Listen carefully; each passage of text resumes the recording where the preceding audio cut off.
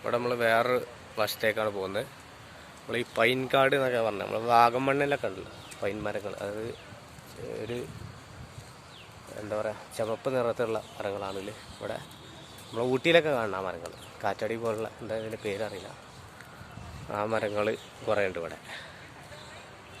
ഇതിൻ്റെ പ്രത്യേകത അതാണ്. ഒരുപാട് വെച്ച് പിടിപ്പിച്ചിട്ടുണ്ട് മരങ്ങൾ. വളരെ വ്യത്യസ്തമായ രീതിയിലാണിത്. തണുപ്പ് ഉള്ള ഏരിയകളിൽ മാത്രം ഹൈ റേഞ്ച് ഏരിയകളിലൊക്കെ കാണുന്ന ഒരു തരം മരങ്ങളാണ്.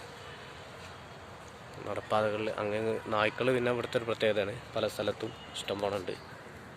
കാണുന്ന ആളുകളുണ്ട്.